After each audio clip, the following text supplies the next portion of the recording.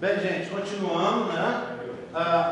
Só para vocês pegarem o fim da meada do vídeo, na hora que forem ver lá no YouTube, dia 22 de agosto, aula para a turma de medicina, primeira e segunda semana, estamos continuando o assunto de falar sobre transporte, ferramentas e fecundação que a gente já começou na última aula. Então agora eu só estava contando para vocês que esse tampão mucoso cervical que aqui é testado, que é avaliado pelo método comportamental de Billings, esse tampão mucoso, ele responde à quantidade de estrógeno. E lembra dos picos de estrógeno? Quando dá aquele pico, as glândulas endometriais ali da região do canal cervical começam a colocar mais água no tampão, no tampão que elas estão produzindo. E como resultado, deixa eu um pouquinho. Como resultado, ele começa a escorrer e sai na calcinha, faz manchinhas na calcinha, tá? Indicando que você está chegando no seu dia fértil, tá? Bem, o transporte se baseia, como eu já falei, batimento ciliar, são os cílios que vão levar os espermatozoides, e movimentos musculares, principalmente. Batimento flagelar, só para atravessar a coluna radiata. Existia na época uma dúvida enorme sobre como isso aconteceria, porque as pessoas pensaram assim: poxa, tudo bem, batimento ciliar, se ele bate para cima em direção às tubas, ele leva os espermatozoides, mas ele empurra para fora o folículo ovocitado, concorda comigo? Se ele bate para baixo, ele traz o folículo, mas por outro lado ele empurra para fora os espermatozoides. Aí descobriram como isso acontece da seguinte forma: em algumas regiões bate para cima, em outras vai bater para fora, para baixo, tá? Então parece que até a ampola bate para fora, para cima, né? Em direção ao infundíbulo. E de lá até chegar na ampola bate ao contrário, tá? Bem, tentar resolver o problema. A maioria dos espermatozoides vem com defeitos. É aquilo que eu contei para vocês, que a gente estava falando na aula passada sobre síndrome de Down, lembra? Né? Falamos sobre isso. A maioria dos espermatozoides tem defeitos, não é de se assustar não. Se você fazer um espermograma, muitos dos seus espermatozoides vão estar esquisitos. Só que esses carinhas aqui, olha aqui, ó, espermatozoides que tiveram um problema principalmente na espermiogênese, olha, não foi realizada totalmente, foi realizada parcialmente. Aqui, provavelmente nesse caso e talvez nesse aqui, foram duas espermátides que não se separaram e assim por diante. Defeitos diversos. Esses carinhas com defeitos diversos não conseguem fecundar, porque eles vão ter problema para localizar o local correto aonde está o ovócito 2 que vai ser fecundado. Bem, você deve estar pensando aí: poxa, o GR falou que é longe, e é. O GR falou que é cheio de reentrâncias, e ele mostrou. Esqueci de mostrar uma coisa. Deixa eu mostrar uma coisinha aqui. Vou voltar, hein? Você viram aqui do lado? Junção útero-tubar, olha aqui. Ela é quase fechadinha. E ela fica fechada num mecanismo bem interessante até o quinto dia. Então ela está praticamente fechada até o quinto dia. Por quê? Porque ela permite a passagem de espermatozoides, mas impede a passagem de folículos e de embriões que tenham sido fecundados. Imagina, teve fecundação lá, no dia 1, aí teve fecundação. Até o dia 5, isso aqui está fechado. Essa região responde aos níveis de progesterona. E a progesterona faz o que, moçada? Ajeita lá o útero para receber o embrião. Enquanto o útero não está pronto e o nível de progesterona não vai aumentar, então o embrião vai ficar preso na tuba. Quando o útero estiver pronto para receber esse embrião, ele entra. Aí aumenta o nível de progesterona, essa região se abre um pouco mais, permitindo a passagem do folículo ou do embrião, que é muito maior. Ele entra e vai se alojar lá no útero durante a implantação ou anidação, que a gente vai falar daqui a pouco. Tranquilo? Bem, já fomos aqui. Então você deve estar pensando aí na cabeça de vocês, poxa, como é que acontece isso então? A gente tem uma distância longa, cheia de perigos, cheia de reentrâncias. Como é que o espermatozoide acha isso? Há uns 20 anos atrás, mais ou menos, eles descobriram um motivo. E um grupo, há menos tempo, acho que uns 10 anos, isso aqui é 2012 mais ou menos aqui, publicou um artigo na Nature explicando exatamente, aqui ó, 2011, explicando como o espermatozoide achava esse ovócito 2, como ele se localizava. Porque até então, se você olhar nos livros mais antigos, os caras vão falar assim, uma das explicações, um dos palpites para a gente produzir tanto espermatozoide, era o seguinte: metade vai ser perdida, não é? Eles chegam lá, tem a tuba direita, a tuba esquerda, metade vai para o lado errado, metade vai para o lado certo. Então ali você já perde metade.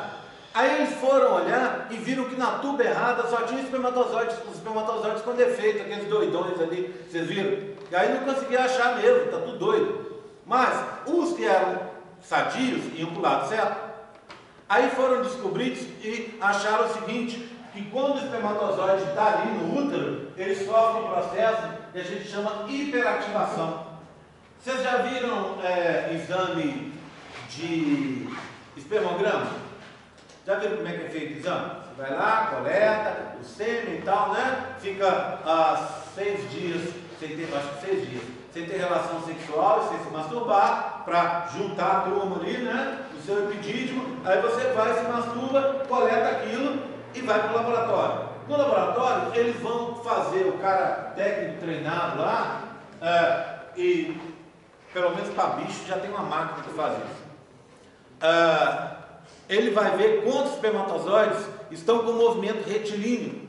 Esses que são os bons. Então ele vai olhar alguns campos e vai estimar. Aqui eu tenho tantos por cento de espermatozoides com movimento retilíneo, alguns que estão parados, outros que estão fazendo um movimento meio aleatório assim, e os bons são os de movimento retilíneo. Mas o movimento retilíneo aqui, dentro do útero, não adianta. Tem uma reentrância do espermatozoide, vem, ficou preso nela, como é que sai? Ele só vai para frente. Aí, aqui dentro, o espermatozoide de sucesso é aquele que faz esses movimentos aleatórios. Não tão aleatórios assim, porque esses movimentos, e aí o pessoal descobriu isso, são guiados pela progesterona. E aonde produz progesterona?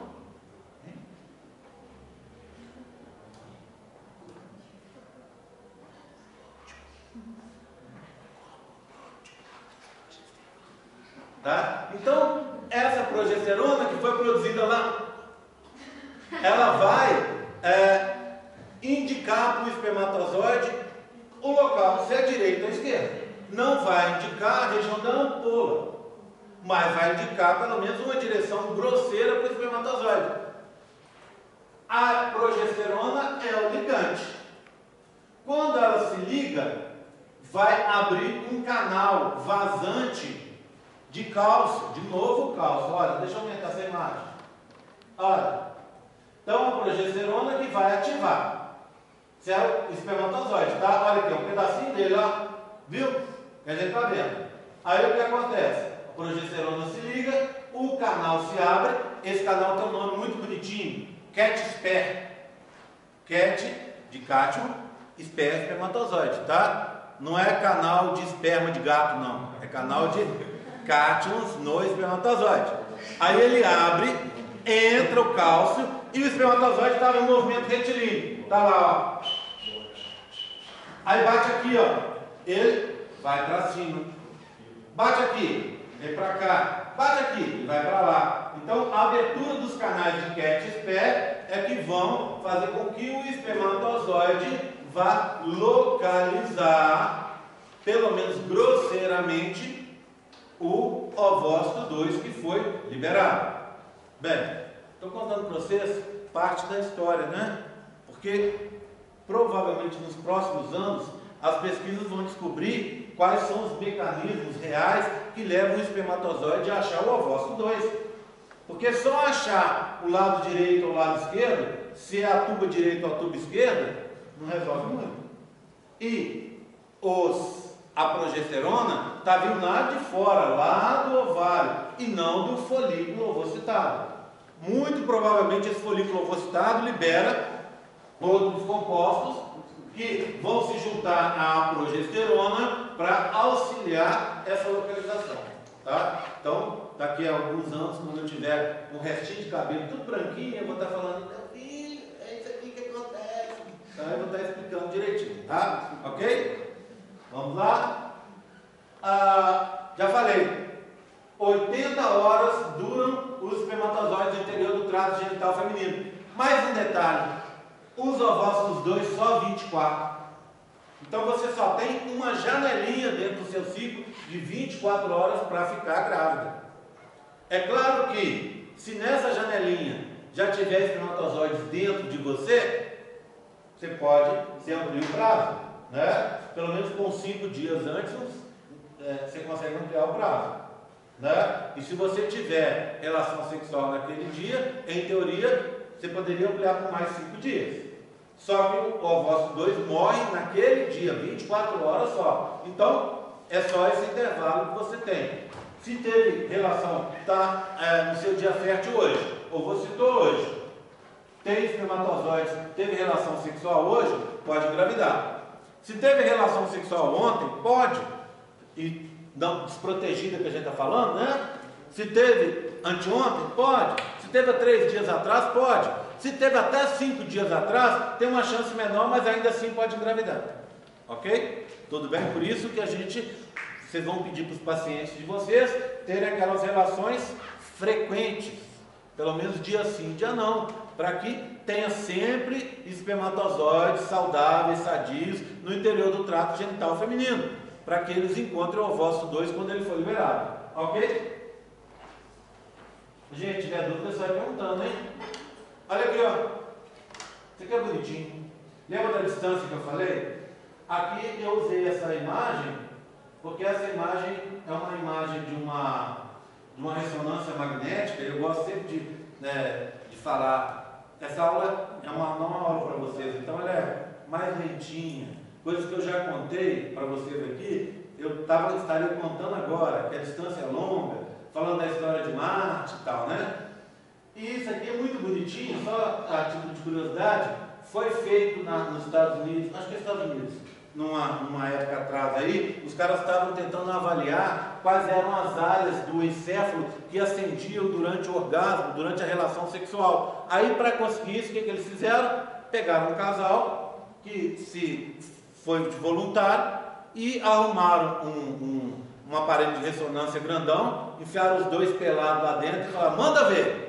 Aí os caras tiveram o casal teve a relação sexual lá dentro, né? Aí eles olharam as áreas que ascendiam durante o ato sexual, orgasmo, antes do orgasmo, durante o orgasmo, depois do orgasmo e tal, fizeram a pesquisa deles. Mas como o aparelho de ressonância pega tudo, ainda foi possível tirar essa imagem aqui, que é exatamente a do ato sexual em si, onde está apontado o testículo esquerdo, o testículo está aqui, né? Aqui não, aqui é a perna do cara, ó, tá?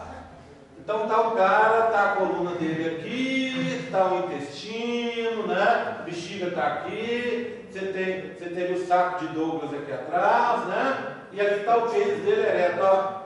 Pênis dele ereto, dentro da vagina da menina. Aqui está o útero, olha como ele chega lá no útero, olha.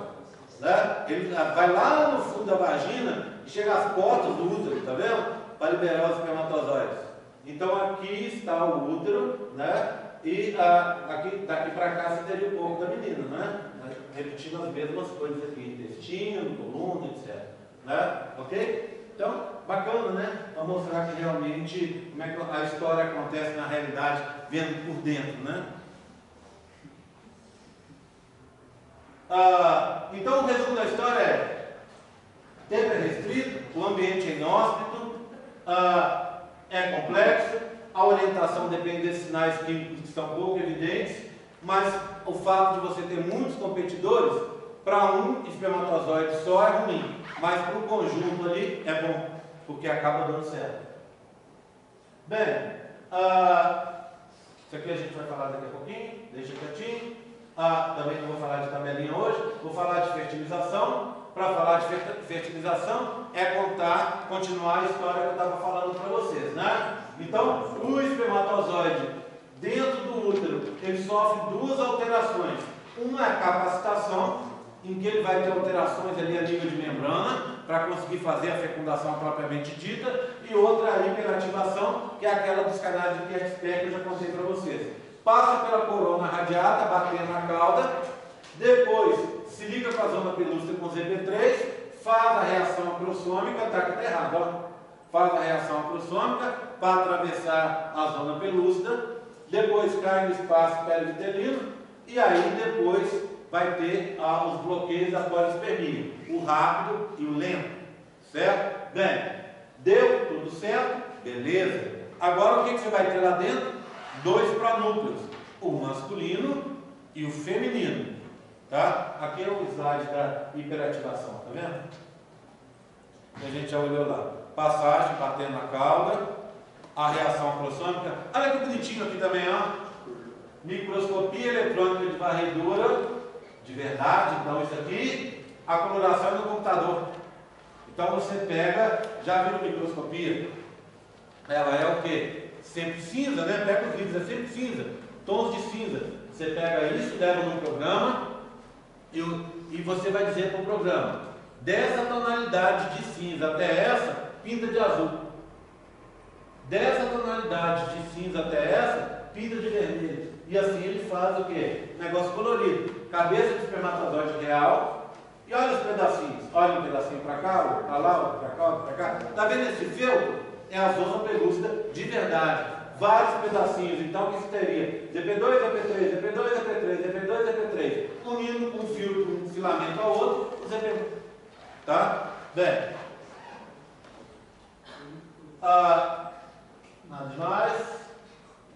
nada demais, já falamos sobre isso, né?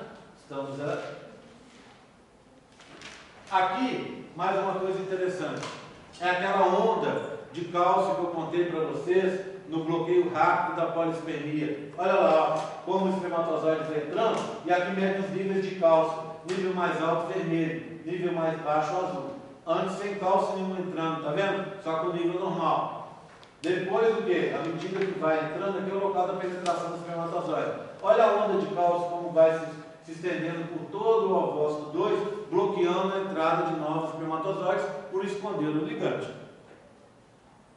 E esse aqui é a história, esse aqui eu gosto de mostrar, porque é a história da reação cortical de zona, que é o bloqueio lento da polispermia. Olha a estrutura da zona pelúcida. ZP3 unido com ZP2 e os filamentos são unidos por ZP1, que é o pauzinho aqui, né? Olha, ZP2 unido com ZP3, ZP2, ZP3 e os pauzinhos seriam ZP1. Olha lá, ó, aqui estão os grânulos corticais. Quando tem um bloqueio lento da polispermia, essas enzimas são liberadas e você altera a configuração. Agora ficou ZP3 com ZP1, ZP3 com ZP1. E o ZP2, apesar de não estar mostrado aqui, forma grumos. Bem, nada disso. Singamia. O que vai acontecer a seguir? A união dos pronúcleos, masculino e feminino. Essa união a gente chama de singamia ou cariogamia. Gamos quer dizer gameta, mas quer dizer também casamento. Tá? Então, casamento, cário, de núcleos. Ou singamia. Sim quer dizer aproximação. Gamos, gametas, ou casamento por aproximação. O que isso quer dizer? Que o pronúcleo masculino com o feminino agora vão se juntar. E aí vai se restabelecer finalmente o quê? A ploidia, porque antes você tinha dois pronúcleos separados dentro da mesma célula que não agiam junto. Então, apesar de você ter já uma célula com 46 cromossomos, há autores que questionam o fato dela ser 2N ou ela ser N, porque os cromossomos não estão trabalhando em conjunto. Quando você tem a singamia, cariogamia, você junta todo mundo, tá? E aí vai ter finalmente uma célula que vai ser 2N, 46 cromossomos, né? Ou 44 mais 2 sexuais. Nesse momento se estabelece o sexo gamético, se vai ser X ou se vai ser Y, vai ser menina ou menino, né? E imediatamente essas células, esses dois cromossomos, esses dois conjuntos de cromossomos, eles vão se parear. É o único caso em que você vai ter um pareamento de cromossomos homólogos antes do que vem depois, que é uma mitose, não é? Toda vez que eu falo com você, pareamento de cromossomos, você pensa no quê? Meiose, não é meiose? Nesse caso, o que vem depois é a clivagem, que é uma mitose. Cromossomos pareiam. Para que então? Se eu não vou separar os pares, se eu não vou separar os homólogos, para que pareia, gente? Para ver se tem algum defeito. Esse processo de pareamento a gente chama de anfimixia. Deixa eu mostrar o nome aqui para vocês. Deixa eu ver se está para depois ou está.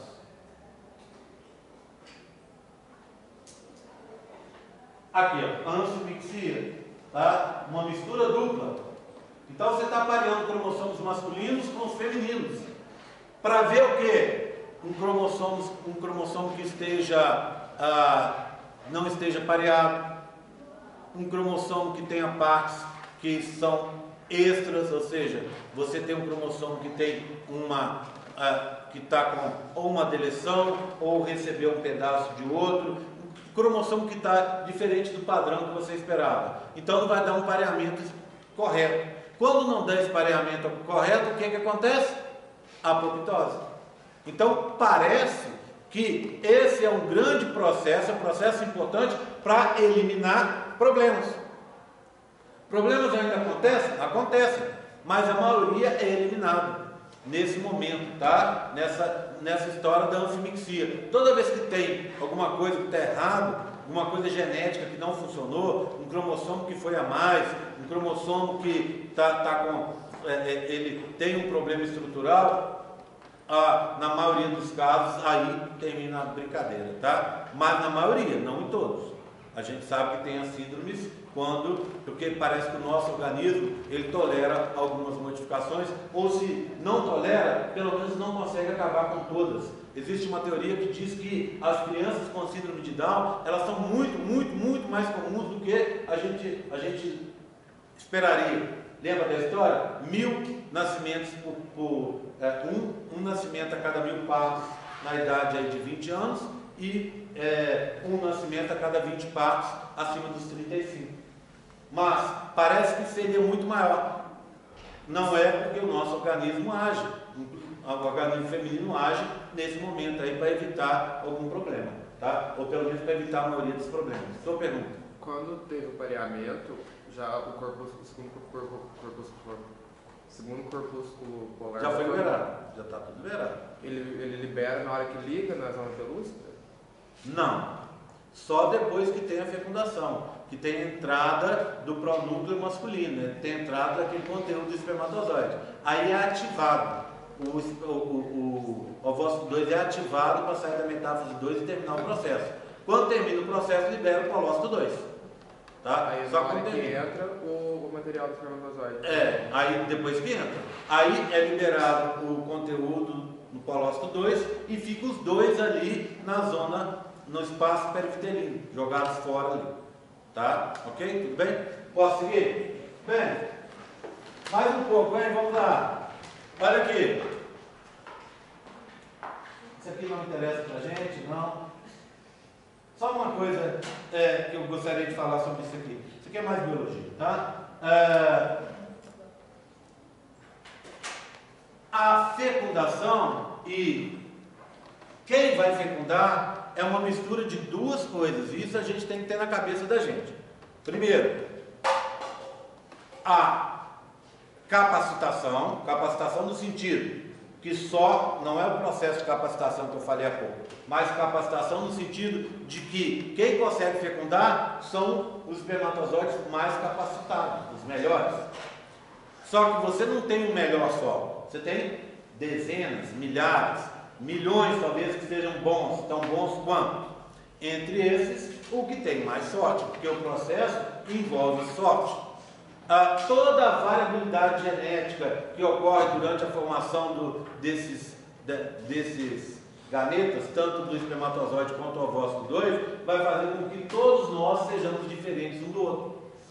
Isso é extremamente bacana, porque cada um de nós é diferente dos outros, e é diferente de todo mundo que já viveu na Terra. Eles fizeram um cálculo e descobriram que muito provavelmente cada um de nós aqui é uma experiência única e que não vai ser repetida nunca, nunca mais. Por quê? Porque a gente está falando de uma variabilidade incrível dentro de um patrimônio genético que é enorme. Então, naqueles dias que a gente estiver se sentindo muito mal, né? Isso acontece mesmo. Pensa assim, ó, poxa, né? Eu tenho minhas coisas bacanas, eu tenho minhas coisas ruins que fazem parte daquele experimento feito da natureza, pela natureza para me criar. Tenho as coisas boas e, principalmente, sou único. Olha que bacana. Sou único na face da Terra. Ninguém nesses, parece que 2, 3 trilhões de pessoas que já viveram no mundo, desde que o ser humano desceu das árvores, né, e começou a criar a humanidade, não existiu ninguém igual a mim, nem vai existir, né? Vocês devem estar pensando, tem uma exceção a isso, né, Gé? Os gêmeos monozigóticos, que são clones naturais. Nem esses são iguais. Por quê? Porque para formar uma pessoa são várias coisas. O patrimônio genético, que é a biblioteca, e a natureza agindo em cima dos genes, as pressões ambientais, fazendo com que os genes se expressem ou não. Os gêmeos idênticos, os monozigóticos, eles têm o mesmo patrimônio genético, por isso eles são muito próximos, mas ainda assim eles são diferentes. Quem conhece gêmeos idênticos? Você? Então você pode combinar com o teu irmão, você assiste metade do curso, ele assiste a outra metade, tá certo? Tá? O que acontece? Seu nome? Gabriel. Vocês conhecem o irmão do Gabriel? É a cara do Gabriel, né, Gabriel? São 3? O que acontece? Às vezes esse aí não é nem o Gabriel, mas está enganando vocês há muito tempo, né? Aqui, ó, garanto a vocês, o Gabriel é testemunho. Você tem o mesmo temperamento que seus irmãos? Tá vendo? Por quê? Porque a natureza agiu de formas diferentes no Gabriel e nos irmãos dele. E aí, aquela biblioteca lá, que ele tem igual aos irmãos, ela é lida de forma diferente nele e nos irmãos. Por exemplo, o Gabriel está aqui, exposto a um ambiente, uma pressão seletiva diferente do irmão. O que seus irmãos fazem, Gabriel? Um faz veterinário, outro faz farmácia. Aí, tá vendo? A pressão é diferente, a formação é diferente, né? O ambiente que eles estão é diferente. Então isso faz com que as pessoas se formem de forma diferente. Então mesmo o Gabriel é um experimento único. Ele não é igual aos irmãos dele. Isso é muito bacana, né? Agora, eu vou desfazer tudo que eu falei aqui agora. Olha só. Nós somos diferentes dos outros, e somos mesmo. Só a gente olhar aqui, né? Mas nós somos muito próximos. Então, quer dizer, fiquei doido, né? Estou falando que você é diferente, mas estou falando que você é próximo. Sabe por quê? Nós, eu, de você, nós somos uns 96% iguais. Se eu falar assim, ó, faz embriologia, você tem uma chance de 96% de passar. Você não vai fazer? Joga na Mega Sena que você tem 96% de chance de ganhar. Você não vai jogar? É quase certeza, não é? Não é quase certeza? Tá? Por quê?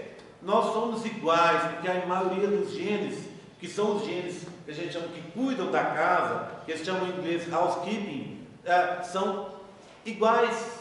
Então, muitas das coisas que a gente tem é igual. E aí, eu gosto de usar isso para a gente exercitar uma outra coisa bonita. Apesar da gente ser diferente, nós somos iguais. Eu sou igual ao negro, eu sou igual ao índio, eu sou igual à mulher, eu sou igual ao asiático, eu sou igual a todo mundo. Eu sou muito mais igual do que diferente, não é? Então, a gente parar com essa bobagem de achar que é de ter preconceito com a pessoa porque ela é assim, porque ela é assado, etc, etc, né? Ok? Então, assim, eu sou até igual aos cruzeirenses, olha só, hein? Tá certo? Então, assim, isso é muito bacana porque torna a gente pensa nas coisas sob outra perspectiva, né? Bem, vamos lá. Fecundou, os núcleos juntaram, virou o óvulo. O que é o óvulo? É antes de juntar os núcleos. Lembra, todo mundo fala óvulo, óvulo, óvulo, gameta feminino? Mentira! O óvulo é só depois que os dois pronúcleos estão lá. Então, se você olhar, você vai ter uma célula gigante com dois pronúcleos, dois núcleozinhos. Esse é o óvulo, dura 24 horas. Aí junta, cigamia ou sinixia, vira o zigoto, dura também 24 horas. Logo em seguida, a gente ainda na tuba, a partir aí do segundo dia para frente, vai começar uma mitose simplificada. Vamos pensar na mitose? Ou em qualquer divisão celular? Vamos pensar? Como é que é divisão celular? Divisão celular é prófase, metáfase, anáfase e telófase. Tá? Ou se você quiser ser mais assim, prófase, prometáfase, metáfase, anáfase e telófase. Intercinese, intérfase no começo. Bem, a intérfase, ela se você pegar uma célula que tenha um ciclo de vida de 24 horas, 22 horas pelo menos, ela vai estar em intérfase. E aí, naquelas 2 últimas horas, ela vai entrar na divisão celular propriamente dito, que a gente chama cariocinese. No final da cariocinese, lembra, ainda você tem a citocinese, que é a separação do citoplasma. Pega uma célula, por exemplo, vamos pegar uma célula de longa duração, vamos pegar uma célula da cartilagem, tá? Um condrócito. Ele tem uma vida de 4 anos. É uma das células de mais longa duração que eu tenho dentro do meu corpo. Ele fica o tempo inteiro em intérfase, então, e depois entra em mitose para se dividir, fazer um grupo isógeno? Não. Ele fica na intérfase, mas não no G1, F, G2. Ele fica numa fase antes dela, que a gente convenceu a chamar de G0. O que é G0? Ela é uma fase que a gente chama um pouquinho de boa vontade, quiescente. A célula está cuidando do metabolismo dela, mas não está se preparando para dividir. Tá? Tudo bem? Bem, quando ela sai, esse condrócito sai de G0 e começa para G1, o que ele vai fazer? Multiplicar o conteúdo interno, ganhar em espaço, multiplicar as organelas, tá? Para poder dividir para 2. Aí entra na fase S, multiplicação semiconservativa do DNA, fase G2, novo crescimento, né? Lembra da história lá você tem as ciclinas envolvidas lá no controle, nos checkpoints, etc, etc. Não é isso que me interessa. Quero ir bem mais simples. Olha só. A célula, então, para se dividir, ela precisa de ter conteúdo interno. O óvulo, o zigoto, que é a primeira fase do embrião, só lembrando, no momento que teve a fecundação, começou a contar a gravidez, tá? Começou a contar, é o dia 1, a hora 1 do dia 1 dessa gravidez, certo? Aí o que acontece? Essa célula foi ativada pela entrada do espermatozoide. E aí ela tem energia e tem conteúdo interno suficiente para ela se dividir. Portanto, em outras palavras, ela não vai precisar de ter nem G1 nem G2. G1 e G2 não é para guardar material genético? Não é para multiplicar o conteúdo interno? E o S é para duplicar o material genético? Não é? Bem, se você já tem um conteúdo interno enorme, cheio de coisas, cheio de reserva, com tudo lá guardado, você não vai precisar de ter G1 e G2. Então, esse processo retira. E se você retira, a maioria do tempo que você gastaria para ter a divisão celular diminui. A divisão celular, ela fica muito mais rápida. Por quê? Porque ela só vai entrar naquela fase final, que é a caracinese propriamente dita, e depois a citocinese. A G1 e a G2, que gastam o maior tempo de preparação e o maior tempo da célula, ela não deixa de existir. Tá? É isso que acontece na fase que vem a seguir, que a gente chama de clivagens ou segmentações. Clivar é o quê? Partir, não é? Segmentar é partir. É exatamente isso que o zigoto vai fazer a partir de agora. Ele vai se partindo rapidamente. Começa com uma célula que é o zigoto, daqui a pouco gera duas, cada célula delas se chama agora blastômero.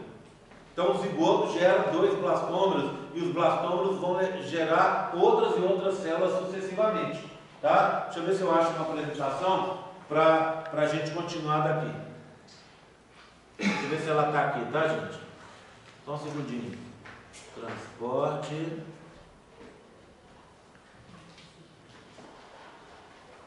Hormônios.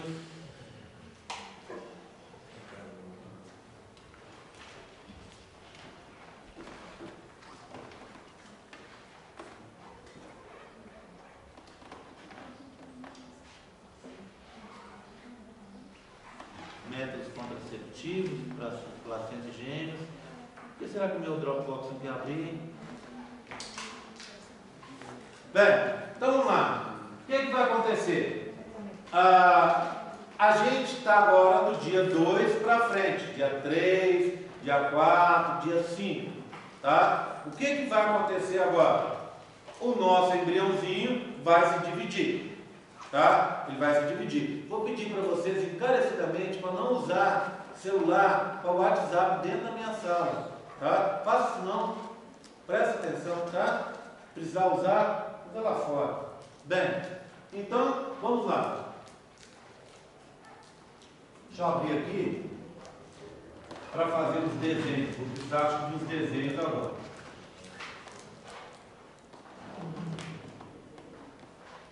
O meu computador está reticente de entrar no Dropbox.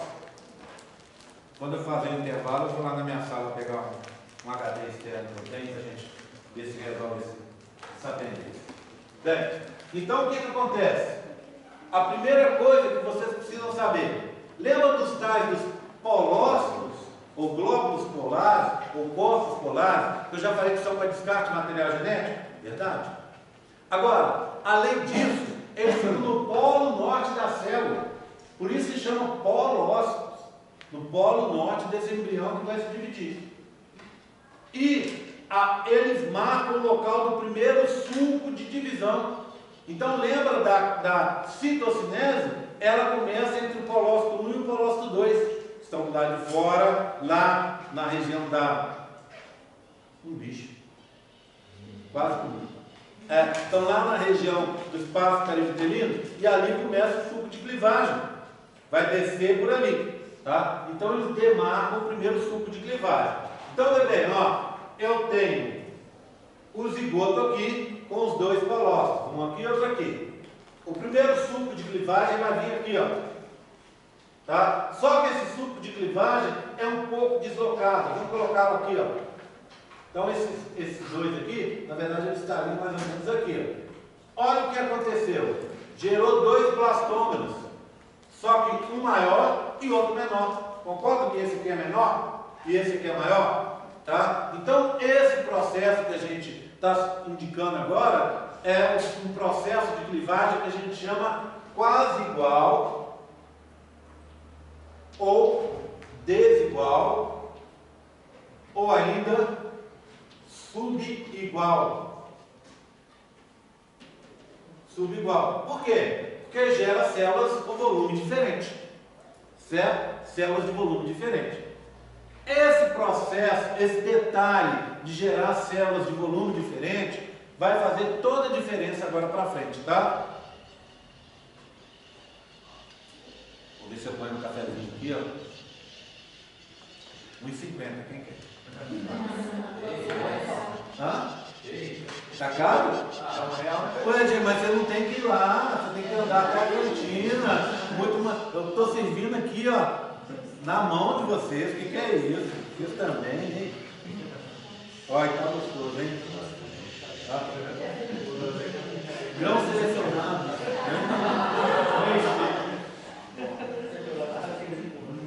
Agora 2, viu? R$2. Então, não, alguém quer mesmo? Tem aí, acaba sobrando. E se eu chego em casa com essa garrafa vazia, minha mulher acha ruim e não faz mais café para mim. Então, por favor, me ajude. Primeira semana. Chega. Tá? Vocês estão reparando que às vezes eu falo as coisas na primeira semana assim, eu vou falando as coisas e só depois eu descubro que eu falei o negócio errado. Depois que eu já andei umas 5 frases à frente, tá desse jeito. Tá? Bem, gente. Então vamos lá. Quem quiser, por favor. Vamos a outras classificações? Vamos comparar a nossa clivagem com a clivagem de uma galinha, por exemplo. O que acontece com a clivagem? Já viu a clivagem da galinha? Pega aqui, cara, vem cá. Vem cá, você tem crédito. Anota aí, você faz uma listinha para o pessoal que está bebendo aqui, anota aí, por favor, tá? R$2, vai anotando. Ele nem gosta de café, mas... Nem gosta, né? Só que é de graça, né? De graça. Aí, ó, deixa eu abrir para você. Já tem um segredo aqui para ninguém mexer assim. São 2 copinhos. É com ou sem açúcar? Com açúcar. Próxima vez eu trago uma garrafinha sem açúcar também. O que acontece? Vocês já viram ovo galado? O que é o ovo galado? Fecundado, né? Então, se você olhar o ovo galado, ele tem uma pontinha aqui, ó, um pontinho. E aqui, ó, é onde vai se desenvolver o pintinho. Aqui, ó, tá? E ele vai, se a gema, né? Ele vai se alimentando dessa gema que vai ficando cada vez mais murchinho. No início, isso aqui era como o zigoto nosso, uma bolinha só. As clivagens vão acontecer só aqui em cima, ó. Por quê?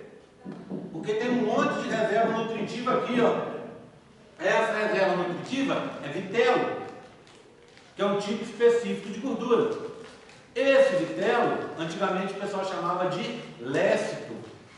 Então, o nome lécito acabou chegando para a gente para a classificação. Tá? Então, por exemplo, nesse caso aqui, ó, você tem muito vitelo. Tá? Ok? Nesse caso nosso aqui, a gente não tem vitelo nenhum. Não ter vitelo é não ter lécito. Sem lécito é alécito. Alécito. Alécito. Lembra do Alessio? Ele ficou todo feliz quando eu fiz essa parte da aula, achou que eu estava falando dele. Tá? Alessio, tá? Sem vitelo. No caso aqui, ó, essa clivagem foi só um pedacinho. Ela é meroblástica. Como aqui a gente clivou o zigoto de fora a fora, aqui é o humano, né? Aqui é a galinha. Como a gente clivou de fora a fora, porque tem poucas reservas. Caraca. Desculpa, gente.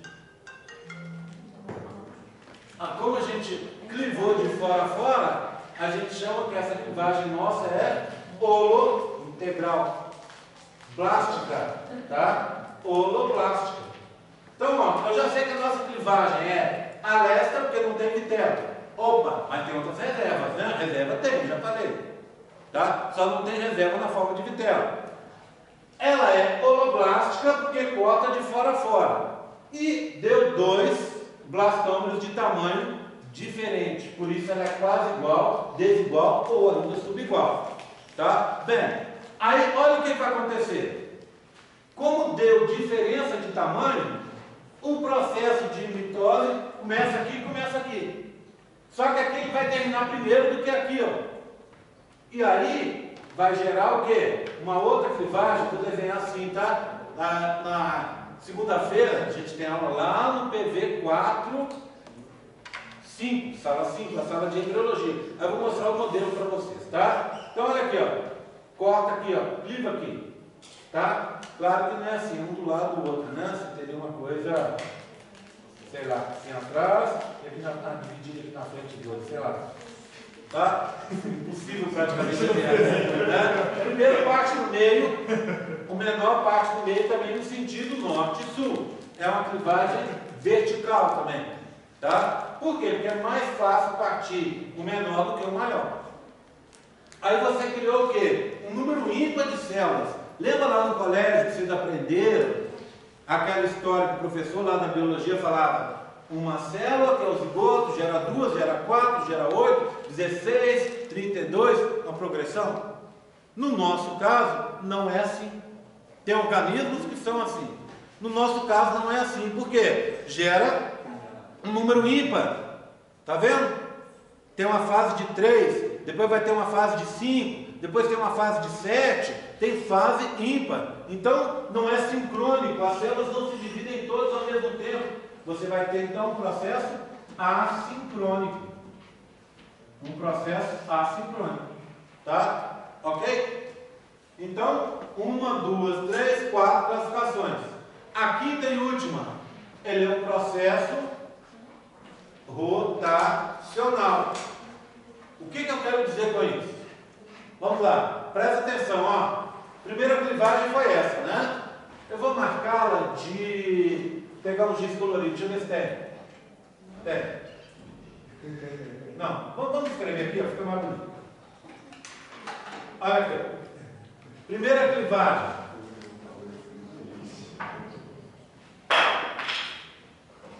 Pronto.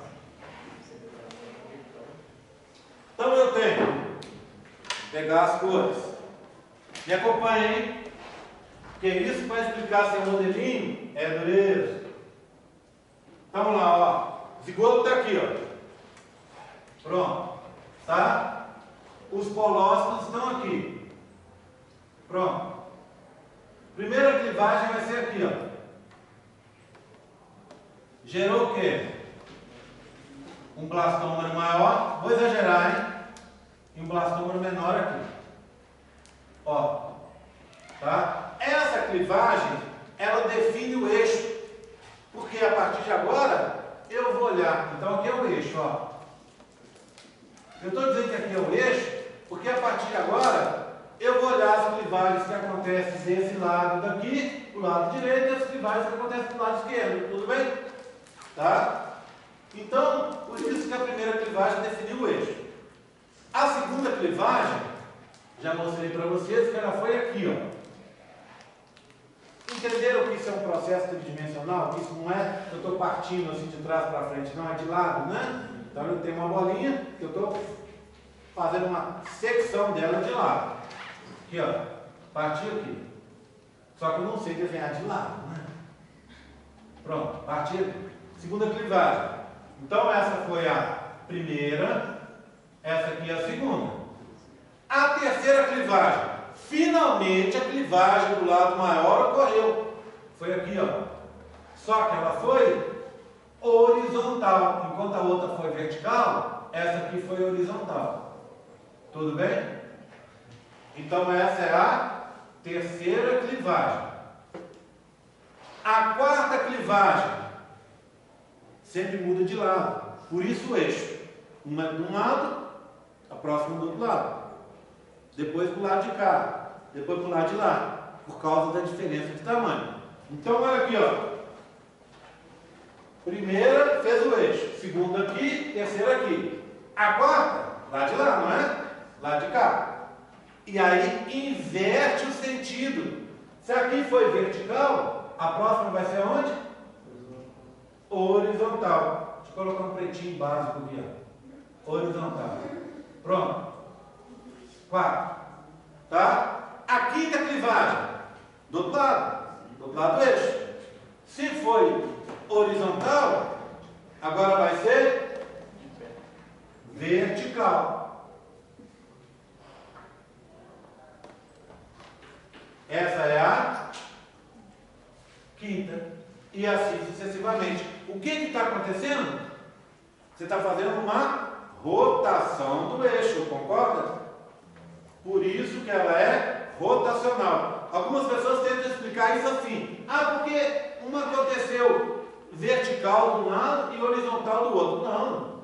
mesmo que acontecesse as duas no mesmo sentido, vertical ou horizontal, toda vez que volta para o lado do eixo, do lado direito ou do lado esquerdo, ela muda o sentido. Se ela foi horizontal, vai ser vertical. Se ela foi vertical, vai ser horizontal. Ela sempre vai mudando, tá? Por isso ela está fazendo uma rotação. Por isso ela é chamada rotacional, tá? Clivagem rotacional. Ok? Tudo bem? Tá? Então essa é a classificação das clivagens. Agora, vamos seguir um pouco mais para frente. Quando chegar lá em 16 células na espécie humana, vai aparecer a famosa mórula. Mórula também é uma coisa que todo professor de biologia fala, né?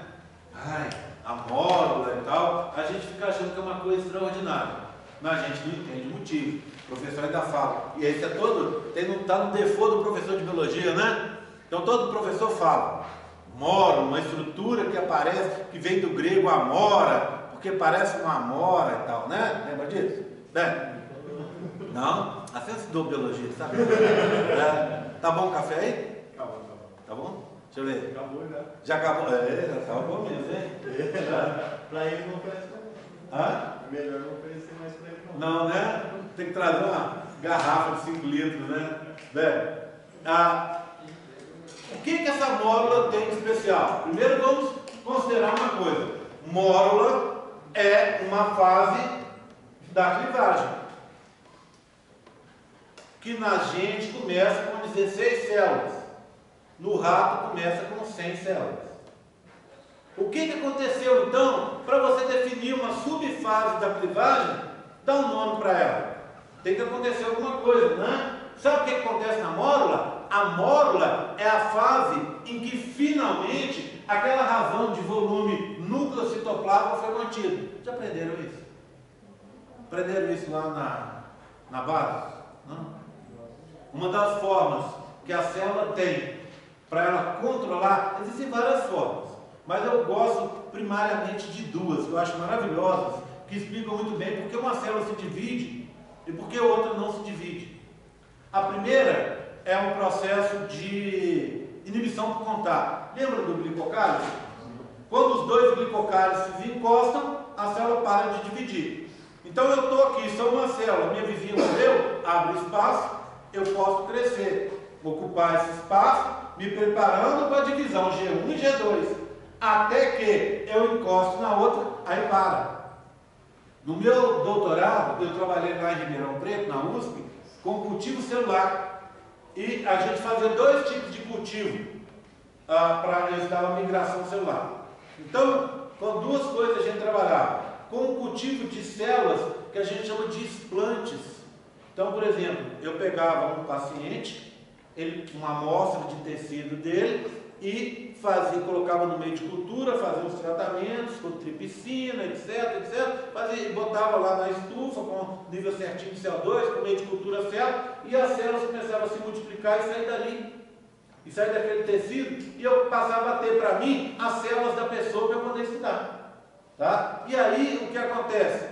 Vai crescendo, é uma garrafinha, até elas fazerem uma monocamada. Quando faz uma monocamada, uma encosta na outra, se você não fizer um repique, tirar ali 80% das células, jogar fora e botar esses 20% numa outra garrafa, morre tudo. Tá? Por causa da inibição por contato. Também trabalhava com célula cancerígena, célula cancerosa, célula transformada, que a gente fala. O que acontece com essas células? Não estão nem aí. Uma cresce por cima da outra. E vai crescendo, e aí tem uma camada, fica com outra, vira aquela bagunça. Por quê? Porque essas células, uma das características do câncer é perder a inibição por contato. Então, por isso que os tecidos crescem de forma desordenada. E esse é o grande problema do câncer. Agora, existe uma outra forma que a célula usa para crescer, para se dividir. Que é o quê? A tal da razão entre o volume do núcleo e o volume do citoplasma. Então estou eu aqui, célula. O meu núcleo é 10%, minha cabeça, 10% do volume do meu corpo, do citoplasma. Quando eu vou crescer, G1 e G2, o meu corpo, o meu citoplasma cresce, porque eu vou ter que dividir para 2 filhas. O meu núcleo permanece com o mesmo volume. Então, no início era 90% de citoplasma, 10% de núcleo. Depois o quê? O citoplasma cresceu, o núcleo não. 92 citoplasma, 8 núcleo. Depois, 95% de citoplasma, 5 núcleos. Porque o núcleo está mantendo, o núcleo não cresce. E aí, dispara o reloginho assim, pode dividir, filha, o que vai dar? Aí divide, tá? O que acontece com o nosso embriãozinho nesse momento? Ele é gigantesco, ele tem muito citoplasma, e o núcleo pequeno, o núcleo do tamanho normal. Vocês pensam assim, o zigoto, ele é enorme, deve ter um núcleo gigante também, claro que não. O núcleo é do tamanho de qualquer núcleo de célula. Então ele está pequenininho, perdido lá, mas controlando o resto todo. Aí vai dividindo, divide rápido. Cada vez que divide, o volume do citoplasma cai e o volume do núcleo se mantém. Até finalmente chegar na mórdula em que é restabelecido aquele padrão. Vamos supor, 90 para 10. Aí, 16 células na espécie humana. Acabou? Já me falaram. Aí acaba a divisão? Eu falei assim, opa, claro que não. Você tem quantas células? 16, né? Então o que acontece? Continua a divisão. Só que agora a divisão, obrigatoriamente, tem que ter G1 e G2. Aí ela leva mais tempo, mas ela continua correndo. Então a mórdula é importante por causa disso. E as pessoas não explicam isso pra gente. A mórdula é importante porque finalmente a célula chegou num tamanho similar ao tamanho de uma célula normal. E aí, para se dividir, e ela vai continuar se dividindo, ela vai ter que, obrigatoriamente, entrar em G1 e G2. Tudo bem? Tranquilo? Bem. Vou seguindo aí, deixa eu ver as carinhas. Está todo mundo tranquilo. Ainda não tem um cansaço acumulado, né? Posso seguir mais um pouquinho? Posso? Tá a preguiça, né? Tá que nem eu. A preguiça é confusão mental. Depois a preguiça é confusão mental. Acaba e vem o cansaço desesperador, né? Então, ainda não veio o cansaço, a gente pode seguir mais um pouquinho? Pode? Pode sim, mais um pouquinho? Oi? Pode perguntar um monte de vezes, tá? Aqui não tem nenhuma Jéssica para fazer um monte de perguntas, você tem que ajudar nenhuma aluna Jéssica. Nenhuma! A Jéssica, eu entrava na sala, antes de dar bom dia, boa tarde, a Jéssica já tinha 5 perguntas para a Jéssica. Pelo menos deixa eu dar bom dia. Então, assim, me ajuda aí, né? Pode perguntar, se ficarem assim, ó. Né? Eu vou só falando besteira. Oi? Quando atingir a razão, ele vai precisar passar por G1 e G2 para aumentar. Para crescer? Então antes disso ele não precisa. Não precisa, porque ele é enorme, né? Mais ou menos vai ser igual a casa lá do seu pai, não é? A fazenda lá do seu pai, não é? A fazenda do seu pai. Ele vai precisar comprar outra fazenda para você? Não, ele vai só dividir, tirar um pedaço para você aí, mais ou menos uma metadezinha do Paraná, uma coisa pequena assim para você, tá? Aí quando vier seus filhos, você tira mais um pedacinho do Paraná e vai tirando os pedaços assim até chegar ao ponto que vai ficar minha casa, minha vida, e vai ser obrigado o pessoal a começar a trabalhar, né? Então é isso que vai acontecer, isso que acontece. Oi? Oi?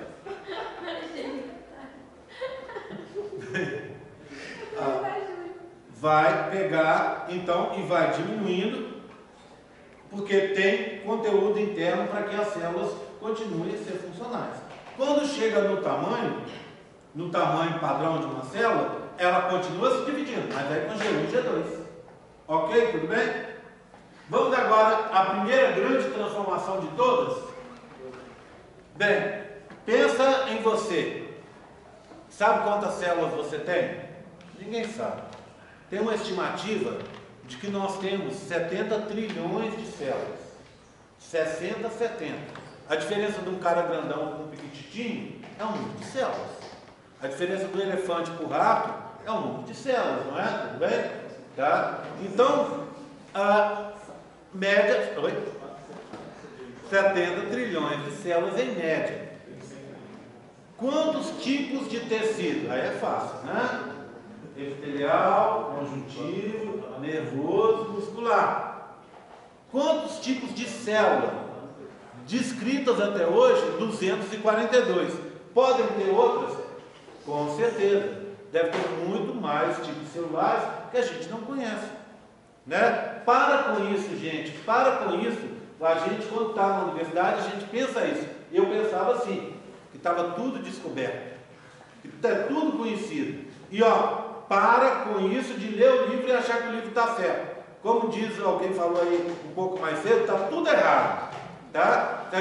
Daqui a pouco vocês vão começar a ler o livro e vão toda hora chegar aqui para mim e falar. Sempre tem, né? Não é assim que está falando lá no muro, não. Não é assim que fala lá no muro, não. Fala só, está errado, está desatualizado. Os livros são cheios de informações erradas e desatualizadas.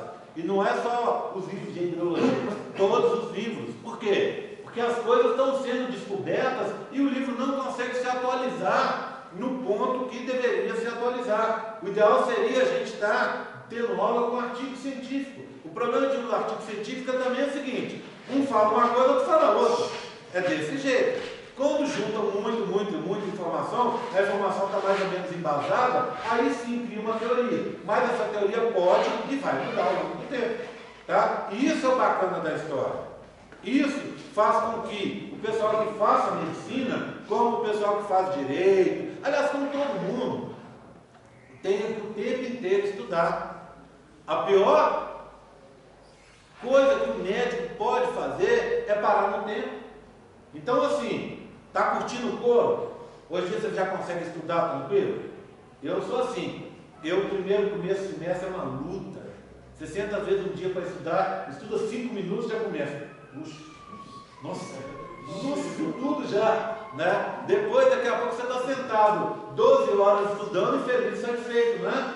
Então, assim, ou não, é o que me falam, né? Eu não sei, também não, é conformado, vamos dizer assim. É o que me falam na academia. E aí, tudo bem? Eu faço, bem não, né? Bem se eu estivesse ali no custódio tomando uma cerveja. Aqui está aceitável, né? É desse jeito, vai passando, tá? Vai levando para frente e assim que as coisas funcionam. Mas assim, depois que curtiu o couro, é saber que não pode parar. E médico é assim, gente, ó. Você pode estar na cidade grande, São Paulo, você pode estar aqui em Lavras, você pode estar numa cidade pequena, né? Vá para a cidade pequena, vocês vão ver que delícia que é. Não sei de onde vocês são, mas o médico aqui em Lavras tem um status maravilhoso.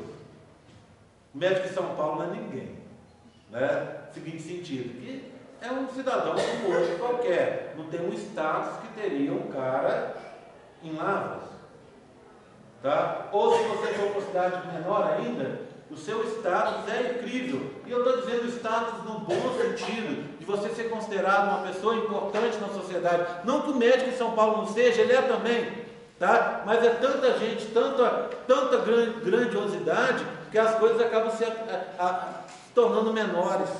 Então, se você vai para uma cidade pequena, muitas vezes você pode trabalhar melhor, você pode ter uma coisa, nem tanto dinheiro assim, mas pelo menos qualidade de vida e reconhecimento das pessoas. Isso é muito gostoso, sabe? É muito gostoso. Eu que estudei em outros lugares, estive em outros lugares, eu como professor universitário aqui, eu acho super bonitinho, as pessoas viram e falam assim, mas você é professor da UFLA, né? Eu falo assim, opa, que legal, né? Então isso é bacana. Tá? Nem sei porque eu entrei nessa história, tá vendo? Vou ter que começar tudo de novo, dando boa tarde, começando tudo de novo. Já que fala, onde tem essa história? Eu não sei onde é. Tem vários, tem dois, na verdade. Tem um no shopping e tem um ali. Sabe onde a funerária é Carvalho? Não. Você pega a rua, você pega a rua da. Eu estou falando. Porque é um ponto de referência para todo mundo. Você pega a rua principal aqui, sobe, passa pela matriz, vai subindo, chega lá em cima, tem a matos calçada, a bifurcação. Aí você vai pegar a esquerda, vai seguir. Quando chegar no final dessa rua, tem uma subidinha do custódio ali. Ali o que acontece? Tá vendo? Já também indicações culturais. Né? Aí o que acontece? Lembrei da negócio do custódio, foi o seguinte, porque a gente precisa, o médico é o cara que precisa estar sempre preparado.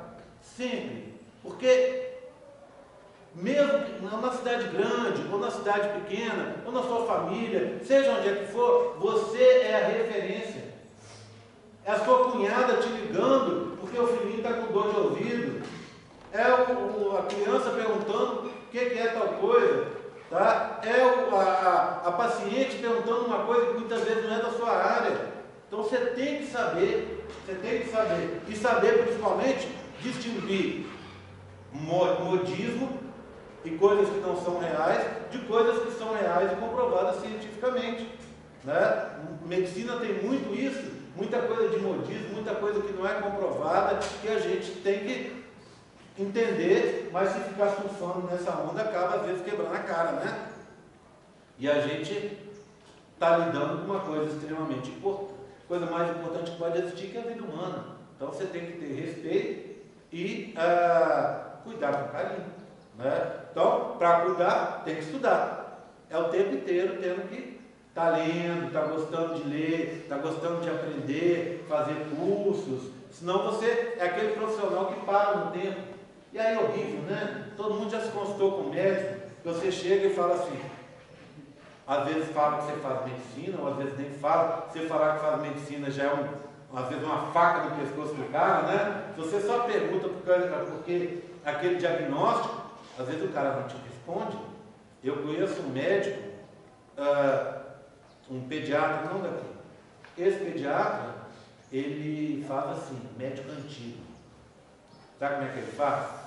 Senta no consultório dele, ele está sentado, do jeito que ele está sentado, ele fica. Aí você entra com a criança, ele fala, o que a criança tem? Às vezes ele levanta para dar uma olhada na criança, às vezes ele não levanta. Aí ele vira, levantou, deu uma olhada na criança, não fala nada, volta lá, senta na cadeira dele, faz a receita, te entrega e tchau. Não te explica o que está acontecendo, e se você perguntar para ele o que está acontecendo, ele não gosta não. Tá vendo? Então assim, pode ser um jeito do cara, muito fechado, mas também denota aquela pessoa que às vezes não conhece do assunto, e por não conhecer, não quer ser questionada, não quer... De repente, o paciente chegar e falar assim, por que é isso? E ele dá a explicação, você fala, não é assim. Né? E às vezes o cara quebra a cara. Olha um exemplo simples. A minha mulher estava grávida e foi fazer um ultrassom. Cheguei lá, aí a Denise virou e falou assim, quando é que vai dar para saber o sexo do bebê? Aí eu virei e falei assim, eu que sou muito falador, né? Imagina, se fala aqui, imagina lá fora. Eu virei, eu ter ficado calado, falado com ela, depois que saísse de lá, eu virei e falei assim, com 12 semanas, amor. Aí o médico parou, que estava fazendo, olhou para mim e falou assim, você está enganado, é com 14 semanas.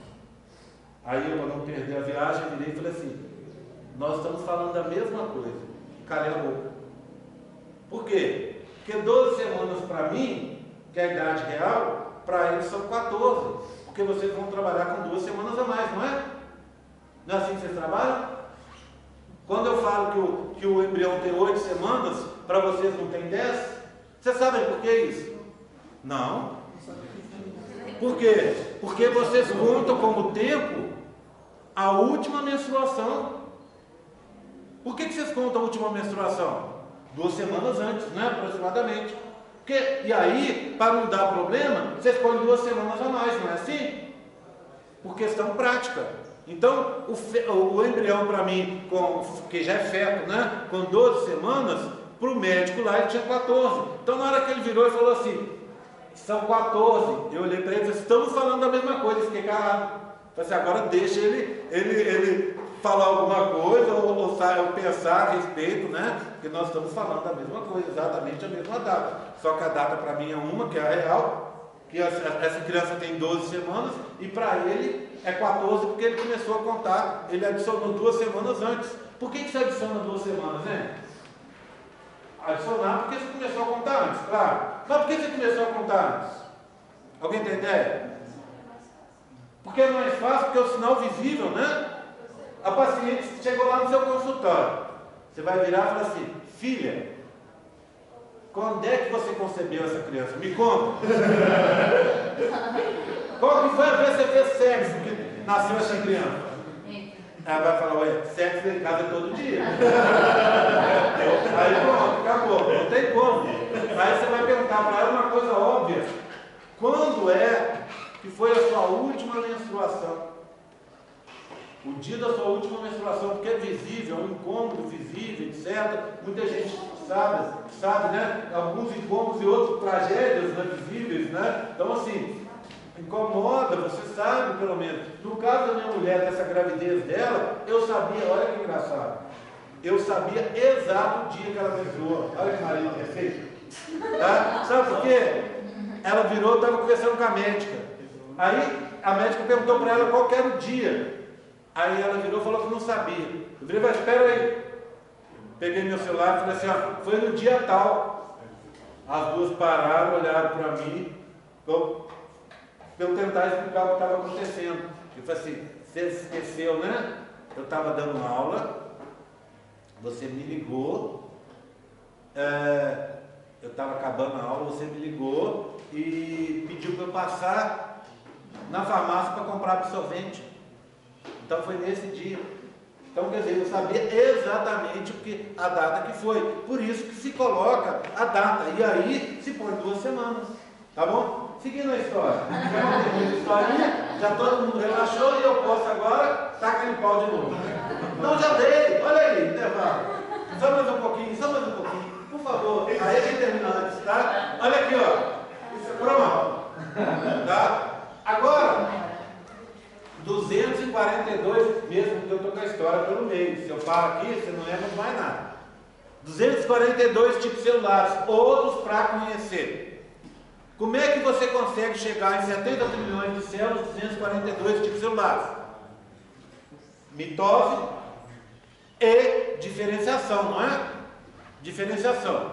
Essas diferenciações acontecem o tempo inteiro. Então, se você pega uma hemácia, um leucócito, uma fibra muscular, um neurônio, todos têm a mesma biblioteca, que, de novo, igual eu falei com o Gabriel, que é lida de forma diferente. Então dá essas coisas totalmente diferentes por causa de leituras diferentes.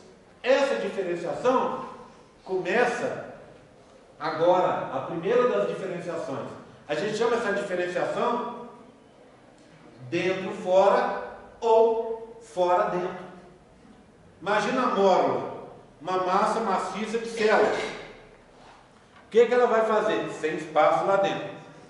A parte de fora da mórula faz junções adesivas e oclusivas entre si nesse momento. E a mórula, por causa dessas junções, ela vai sofrer uma compactação, já que as células se aproximaram, então estava tudo separado. Na hora que juntou, compactou, diminuiu, não é? Diminuiu o tamanho.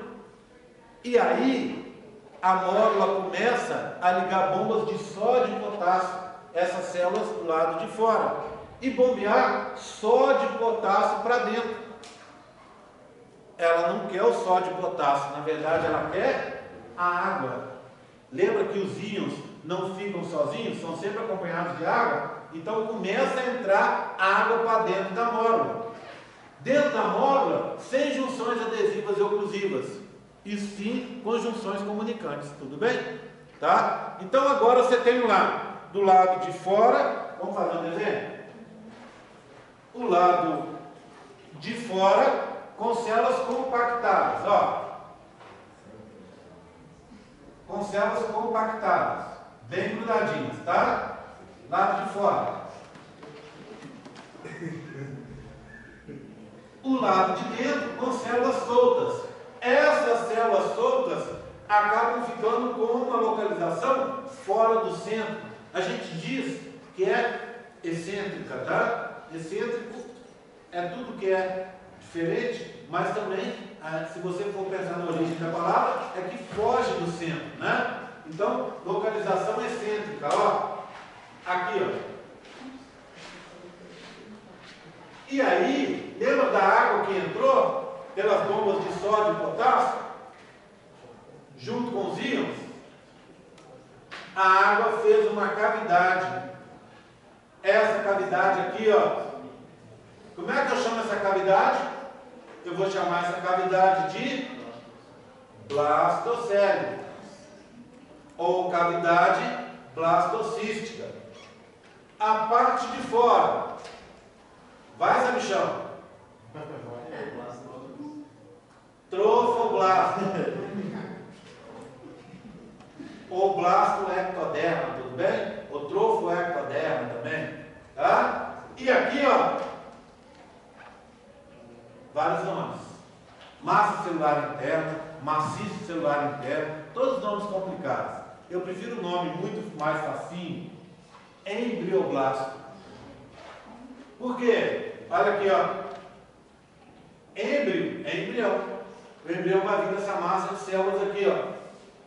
Blasto quer dizer tecido primitivo, ou célula primitiva, tá? Então, células primitivas que vão dar origem ao embrião. Essa parte de cima, células primitivas que vão dar origem ao trofo. O que é trofo? Trofo é alimentação. Lembra lá da ecologia que vocês aprenderam lá no colégio? Relações tróficas. É o que? Quem come quem, né? Literalmente. Tá? Então, o que é? Trofo é a alimentação. Essa trofo aqui, tem a ver com formação de estruturas que depois vão alimentar o bebê. Quais são? Por exemplo, a placenta. Por exemplo, as vilosidades coriônicas. Então, trofoblasto, embrioblasto e a cavidade blastocele. O embrião agora mudou de nome. Não está mais em clivagem. Ele está na fase chamada blastula ou blastulação, tá? E esse embrião, como é que é o nome dele? Blastocisto. Blastocisto. Em que dia nós estamos? Quinto dia. Quinto dia. Tá? Ok? Quinto dia. Oi. O trofoblasto são as células que vêm da módula e... Não, ali é tudo módula, tudo veio da módula. Então imagina, fala o seu nome. Gabriel, olha aqui, ó. Presta atenção, Gabriel. Você tinha um monte de células assim. Olha aqui, ó, a pergunta da Gabriela, ó. Você tinha um monte de células assim. Tudo bem? Aqui. Com espaço. Se essa bendita aqui resolve ligar a bomba de sódio e potássio, vai jogando íons aqui para dentro, a água entra, mais água sai. Então não adianta. Para isso funcionar, o que as células de fora fazem? Vão se juntar e fazer junções adesivas e oclusivas, vedando o interior. E aí, pode bater, pode jogar íons lá para dentro, que a água vai junto. Isso aqui é a mórula. E essa aqui é também uma mórula. Quando fez isso, juntou um pouquinho mais e a gente teve a compactação. Tá vendo, Gabriel? Compactação. Tá? E aí, ó, as células que estavam lá dentro, tinham células lá dentro, né? Claro. Elas ficaram presas aqui, ó. Soltinhas. Agora mudou de nome. Compactação, depois da compactação, você vai ter o blastocisto, que é a fase que vem a seguir. Tá? Diferenciou dentro e fora, não é? Fora ficou do jeito, dentro ficou de outro. Diferenciação dentro, fora ou fora, dentro. É a primeira das diferenciações que acontece. É uma diferenciação parcial. Porque se eu pegar essa célula aqui, ó, lembra que eu falei que aqui vai dar origem a um bebê? Se eu pegar essa aqui, ó, retirar e colocar ela lá dentro,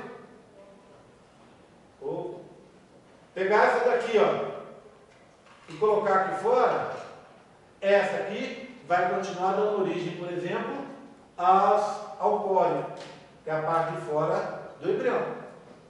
Assim como essa. E essa aqui então, vai dar origem a um bebê.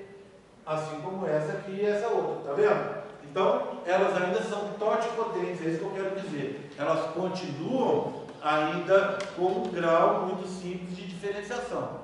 Tua pergunta?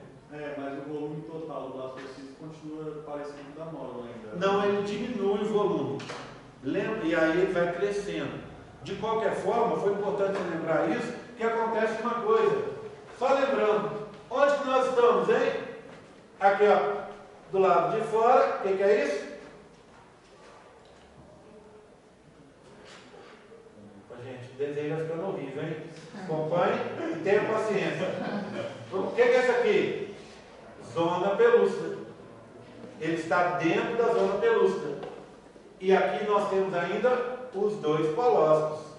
Tá? Ok? Quinto dia. Já falei sobre o quinto dia hoje. O que acontece no quinto dia? Abre a junção útero-tubária. E isso vai entrar para dentro do útero. Vai se implantar normalmente para dar certo? Ele vai se implantar no fundo ou no corpo, tá? No terço superior do corpo. É onde tem mais espaço.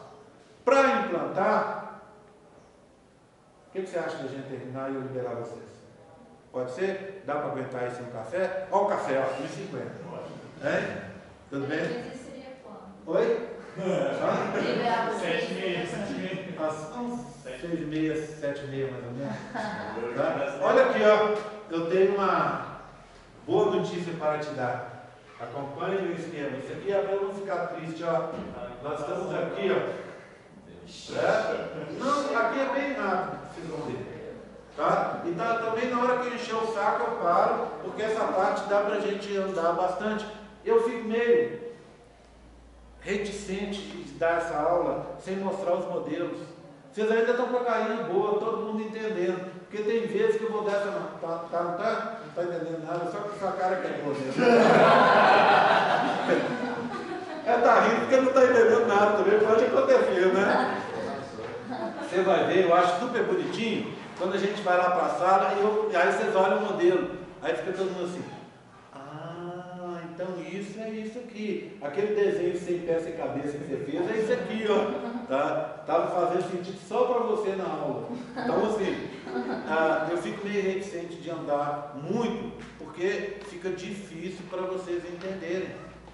Eu prefiro às vezes dar um pouco mais lá, mostrando com os modelos, do que exagerar aqui. Portanto, eu não vou muito longe não, tá? Daqui a pouquinho a gente para, tá? 7 horas, pode ser? Né?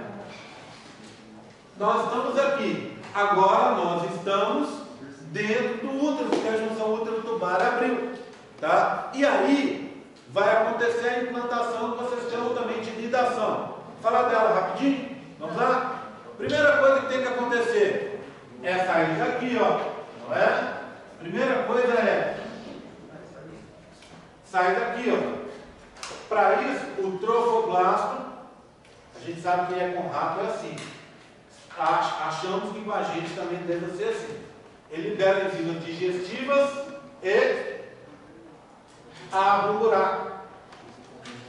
Abre o buraco e o nosso blastocisto sai lá de dentro, tá? Ele vai sair lá de dentro e vai ficar agora soltinho dentro do útero, tá? Vai ficar lá solto.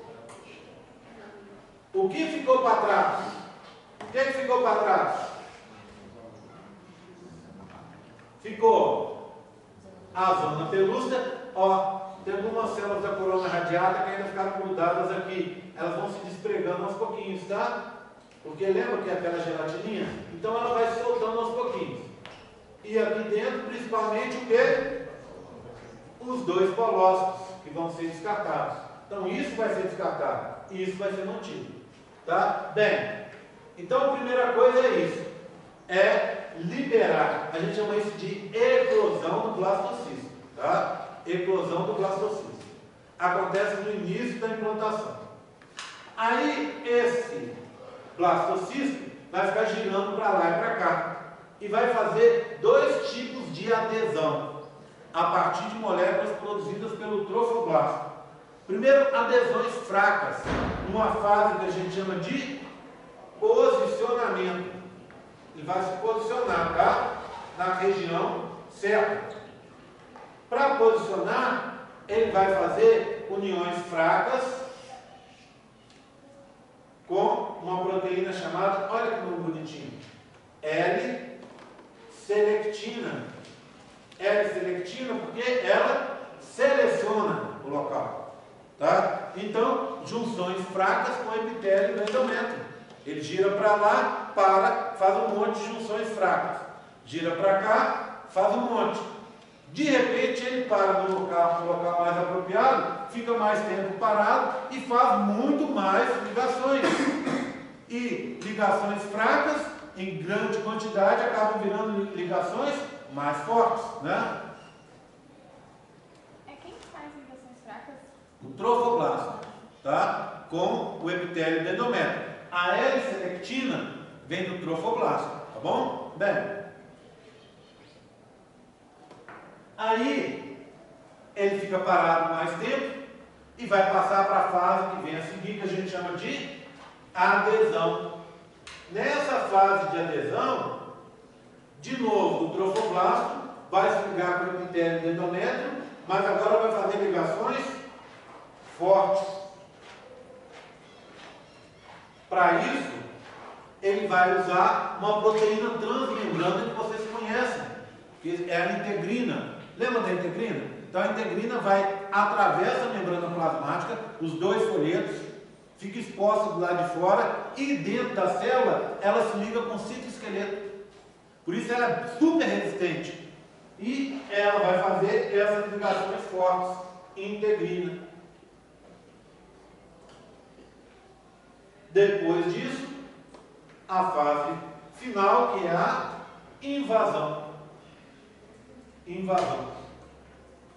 Quando acontece a invasão, lembra, o embriãozinho está grudado ali, ligações fortes, o trofoblasto de novo começa a liberar enzimas e essas enzimas vão corroer, vão abrir um espaço ali no epitélio do endométrio e no próprio endométrio. Então o que acontece? Esse embrião vai entrando para o interior do endométrio, vai invadindo o endométrio, certo? Tudo bem?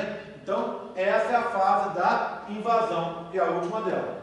Tudo isso é uma simplificação muito grande.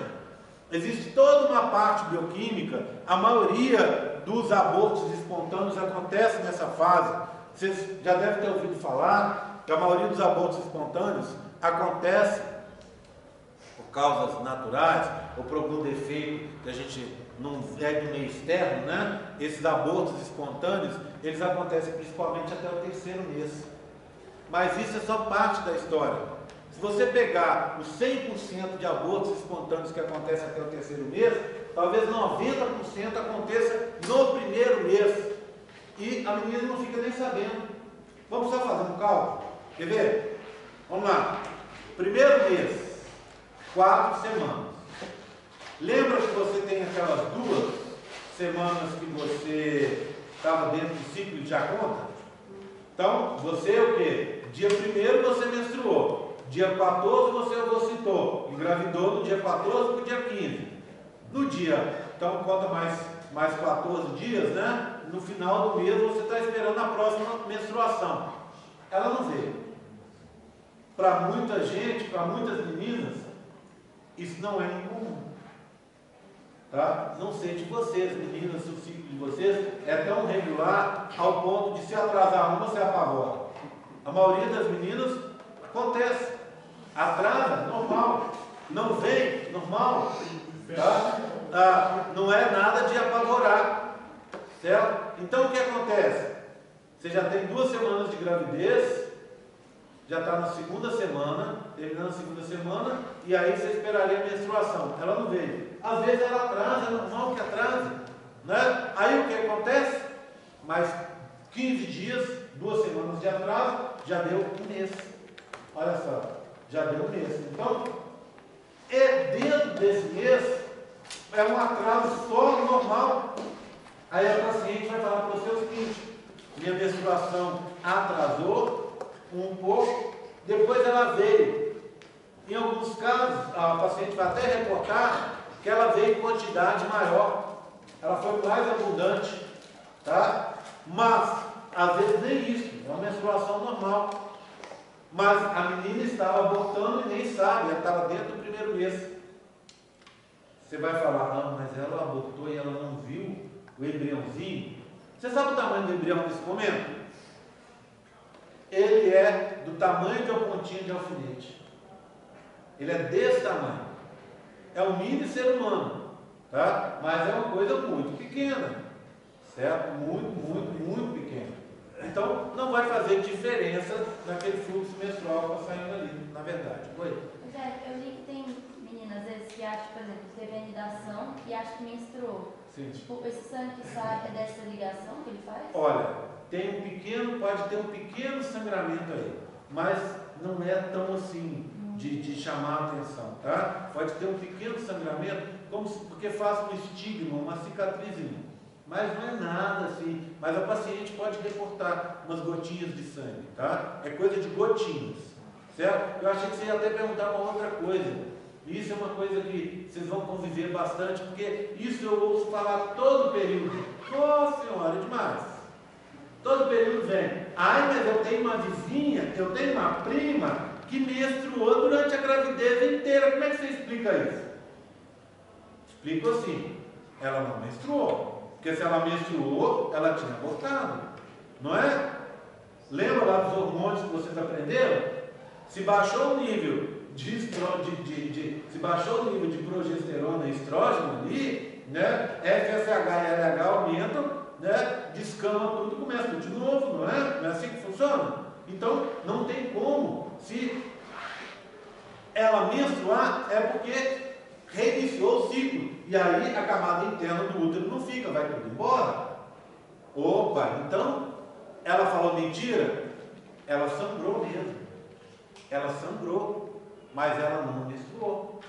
Por quê? Por que ela sangrou? Dos efeitos colaterais da progesterona é esse. Ela resseca a vagina. E a vagina mais ressecada, quando a menina vai ter o ato sexual, o pênis, ao friccionar ali, machuca. E aí sangra. Tá? A menina até